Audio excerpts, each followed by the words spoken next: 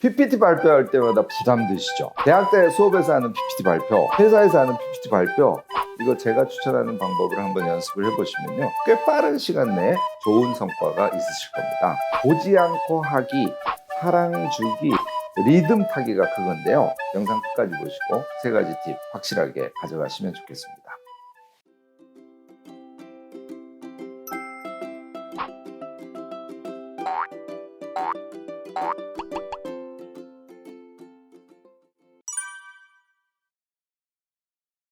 안녕하세요. 무엇이든 세 가지로 가르쳐드리는 명지대 교수 김익환입니다. PPT를 아주 잘 만들었어요. 근데요, 발표할 때 완전 꽝이었어요. 이거 정말 허망하죠. 아니, 그거 이전에요, PPT 발표라고 하면 무조건 부담이 돼서 가슴이 답답해 오시는 분들이 되게 많을 겁니다. PPT 발표는요, 우리 생활에서 빼놓을 수 없는 과제예요. 대학에서는 물론이고요, 사회생활에서도 기본이죠. 심지어 요즘은요, 동네 자치 모임들 있잖아요. 여기서도 PPT로 프레젠테이션을 해야 되는 경우조차 있어요. 오늘 제 영상 보시고요, 부담 털고 가시기 바랍니다. 조금 연습해서 몸에 익잖아요. PPT 발표는 부담이 아니라 무기가 됩니다. 다음 세 가지를 하시면 돼요. 하나는 보지 않고 하기예요. 둘은 사랑 주기. 셋은 리듬 타기입니다. 자, 이제 하나씩 보겠습니다. 첫째, 보지 않고 하기라는 거는요, PPT 발표를 할 때 노트북이나 뒤쪽에 띄어놓은 프로젝터의 스크린 화면을 보고 하지 말라는 거예요. 이렇게 돌리고 청중은 이쪽 뒤에 있는데 발표를 하지 말라는 거예요. 항상 앞을 보고 발표를 하라는 거예요. 제가 다른 영상에서 PPT 잘 만드는 법에 대해서 가르쳐 드린 적이 있는데요, 그걸 보면요, PPT 만들 때 내용을 먼저 워드에 요약해두고 그걸 A4 용지에 횡으로 해서 쪽 설계를 하시고 그 다음에 PPT를 작성하라고 이렇게 했잖아요. 사실은요, 이렇게 해서 PPT를 만드신 분은요, 별도의 작업을 하지 않아도 PPT의 제목과 키워드만 보면 내용이 기억납니다. 안 보고 발표할 수 있는 기반을 이미 닦으신 겁니다. 근데요, 그렇게 만들지 않은 분이나 그렇게 했어도 마음이 놓이지 않아요, 이런 분들은 한번 제가 지금 말씀드린 방법으로 해보시기 바랍니다. 내용을 외우는 작업을 해보시는 거예요. 허걱하실지 모르지만요, 외운다는 게 뭔지를 잘 모르셔서 그게 정말 돼? 이렇게 생각하시는 거예요. 한번 해보시면요, 생각보다 그렇게 어렵지 않습니다. PPT 화면을 보시면서요, 그쪽에서 하실 이야기를 중얼중얼 해보는 거예요. 그리고 이번에는 화면을 보지 않고 머리를 들고 그 내용을 다시 중얼중얼 해보는 거죠. 신기하게도요, 화면을 보고 할 때나 보지 않고 할 때나 그렇게 다르지 않다는 걸 알게 돼요. 근데요, 머리를 들고 중얼중얼 하다 보면 그 다음에 뭐지? 이럴 때가 있어요. 생각이 안 날 때가 있는 거죠. 그때는 화면을 다시 힐끗 보세요. 키워드 보고 다시 기억이 나면 머리를 다시 들고 중얼중얼, 이걸 반복하시면 됩니다. 자, 어떻게 해요?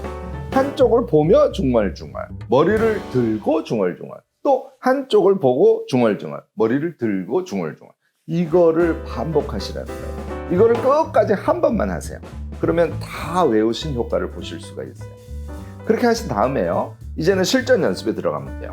화면을 거의 보지 않고 발표하는 연습을 하는 거예요. 이거 2번 정도 하시면요, 최적입니다. 가능하면 발표 당일날 혹은 전날 저녁에 하시길 권해요. 그래야 그 기운이 몸에 남아서 발표 때 엄청 자신감도 생기고요, 입이 술술술술 열립니다. 외우기 한번 했죠? 실전 연습 2번, 이렇게 하면 되는 거죠. 아시겠죠? 책상에 앉아서요, 여기가 발표장이다, 여기가 강의실이다 라고 가정을 하고요, 노트북을 열어놓으세요. 그걸 프로젝터의 스크린이라고 생각하고 연습을 시작하는 겁니다. 노트북을 정면에 두지 말고 이렇게 좌측이나 우측에 두고 마른 정면을 바라보고 연습하는 게 효과적입니다. 자, 그쪽의 제목을 힐끗 봐요. 이건 발표장에서는요, 뒤에 있는 스크린을 슬쩍 본다는 걸 뜻하죠. 포인터를 꼭 이용하시기 바랍니다. 포인터로요, 제목 부분을 한번 찍는 거예요. 그러면 키워드를 본 거죠. 실제로 발표할 때는요, 제가 포인트를 찍는다 그랬는데 찍는 게 아니라 동그랗게 원을 작게 그려주는 게 최고입니다. 포인트 쓰는 거 보면요, 어떤 사람은 이 포인트로 계속 줄을 치기도 하고 막 포인트를 왔다 갔다 하시는 분이 있어요. 한번 딱 가서 키워드에다가 동그라미를 작게 쳐주고 다시 앞을 보셔야 돼요. 자, 쓱 포인터로 찍어준 다음에요, 자, 이제 보편적 복제에 대해서 이야기하겠습니다. 이렇게 하는 거예요. PPT의 그 해당 쪽에요, 보편적 복제 개념, 수혜자, 장점과 단점, 이렇게 내용이 있다고 가정을 하자고요. 여기서 우리가 주목해야 할 것은 개념, 수혜자, 장점과 단점입니다. 이렇게 하는 거예요. 이렇게 하신 다음에요. 개념은요 어쩌고 저쩌고, 수혜자는요 어쩌고 저쩌고, 장점은 어쩌고 저쩌고, 단점은 어쩌고 저쩌고, 이렇게 앞을 보면서 이야기를 하는 연습을 해가시는 거예요. 근데 갑자기 단점이 생각이 안 날 때 있죠. 그때는 단점을 다시 한번 동그라미 쳐주세요. 키워드를 봤어요. 그 상태에서 앞을 보고 단점은요 어쩌고 저쩌고 이렇게 얘기를 하시면 되는 겁니다. 외운다고 해도 PPT 화면이라는 도우미가 뒤에 있잖아요. 혹 잊어버렸을 때도 당황할 필요 전혀 없는 거죠. 다만 뒤를 자주 보는 거는 이거 금물입니다. 이게요 생각보다 정말 굉장히 자주 보게 돼요. 사실은 뒤를 보고 어떤 키워드를 보지도 않아요. 그냥 습관적으로 몸만 뒤를 자꾸 봐요. 이런 경우가 되게 많습니다. 그러니까 연습을 많이 하셔서요 한 페이지에 3번 이상 뒤를 보지 않도록 하는 것을 연습을 해주시기 바랍니다. 이렇게 외워서 앞을 보고 발표하는 연습을 2번만 꼭 해봐 주세요. 실전에서 엄청 달라진 자기 자신을 발견하게 될 겁니다. 자, 뒤를 쭉 오래 보고 하는 것이 아니라 앞을 보고 발표하잖아요. 이거 일단 점수에 50% 다운 들어가는 겁니다. 몇 번 하시면요 말이 좀 술술술술 나온다는 걸 스스로 느끼게 될 거예요. 여기에서 반드시 체크해야 될 주의점, 이거 놓치면 완전히 망칩니다. 발표 시간의 산정이에요. 첫 번째 연습을 하시면서요 핸드폰에 타임워치 있죠. 그거로 시간을 체크해 보셔요. 스타트 해놓고 발표를 쭉 해보는 거예요. 첫 번 연습할 때. 그러면 15분이라고 발표를 했는데 반밖에 못하고 내려와야 되는 그런 상황을 막으실 수 있는 거예요. 이거 생각보다 해보시면 거의 대부분 타임 오버. 시간이 길면요 PPT 만든 것 중에서요 상세히 설명할 쪽하고 그냥 간단히 말하고 넘어갈 쪽하고를 구별해 두셔요. 이거 꼭 주의하시고요. 자, 이제 2번째, 사랑하며 발표하라고요? 뭔 소리야? 하실 분이 계실 겁니다. 저는요 이 마음가짐이 엄청 중요하다고 생각하는 사람이에요. 발표는요 자기를 뽐내거나 하기 위해서 하는 게 아니에요. 근데 사람들은 발표를 잘해야지, 내가 잘 보여야지, 높은 점수를 받아야지, 이런 생각을 하면서 발표를 하게 돼요. 그러니까 떨기도 하고 하는 겁니다. 이거 PPT 발표의 원뜻에 맞지 않아요. 전혀 효과적이지도 않습니다. 발표를 한다는 것은요 자신의 생각을요 듣는 사람에게 잘 전달하고 가르쳐주고 하기 위해서 하는 거잖아요. 정말 진심으로 잘 전해서 그 사람이 좀 알아들었으면, 그 사람에게 좀 뭔가 도움이 되었으면 하는 마음으로 발표를 하는 것이 엄청 중요합니다. 정말 이상한 일인데요 이렇게 하면 떨리는 것 등등도 많이 없어져요. 제가 다른 영상에서 떨리지 않는 법에 대해서 말씀드린 적이 있어요. 혹 기회가 되면 이것도 한번 참조하시기 바랍니다. 자, 외워서 뒤를 보지 않고 앞을 보고 발표를 하지 않습니까? 그러면 한 사람 한 사람을 보면서 이야기할 수 있게 되잖아요. 한 사람의 얼굴을 마주 보면서요 정말 이 이야기를 알아들었으면 하는 마음으로 발표를 하는 거예요. 아니, 떨리고 머리가 하얀데 뭔 사람을 쳐다봐요, 이렇게 말하실 분이 계실 거예요. 당연히 그렇습니다. 맞습니다. 그렇게는 합니다. 하지만요 자꾸 하셔서 그 산을 한번 넘으시잖아요. 신기하게도 그게 가능해져요. 이 경지, 그러니까 사람들을 한 사람 한 사람 돌아보면서 공감의 호흡이랄까, 마음의 나눔이랄까, 이런 거를 느껴가면서 살아가는 마음, 그러니까 설명을 해서 알아듣게 하고 싶다는 간절한 마음으로 발표를 하는 그 경지에 일단 오르시기만 하면요 이건 대박입니다.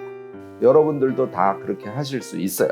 그 습성이 몸에 붙도록 꾸준히 연습을 하시기 바랍니다. 그런 의미에서요 특히 대학 수업은요 PPT 발표 엄청 하잖아요. 이게 자신에게 엄청 도움이 되는 연습의 장이에요.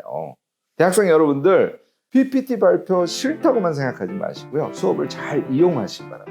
수업에서의 발표라는 거는요 하기 싫은 짐이나 부담이 아니에요. 다시는 가질 수 없는 연습의 기회입니다. 이거 나중에 하려면요 학원 가서 돈 주고 하셔야 돼요. 별로 효과적이지 않습니다. 3번째가 리듬 타기예요. 그냥 플랫하고 쭉 같은 톤으로 같은 속도로 이야기를 하시면요 다 졸아요. 그러니까 자연스럽게 크고 빠르게 말하기도 하고요 보통의 속도로 그냥 말하기도 하고 하는 거를 잘 섞어야 되는 거죠. 이거 여러 번 하다 보면요 뭔가 발표하는 자신의 말이 리듬을 탄다는 느낌을 받을 때가 있어요. 이 경험도 한 번 하시면 몸에 붙어요. 그 다음부터는 그냥 발표를 하면 스스로 그렇게 되는 거죠. 효과 만점입니다. 근데요 이게 최고 수준의 기법이라서요 연습이 필요해요. 연습 방법 하나 제가 알려드릴 테니까 한번 해보시기 바랍니다.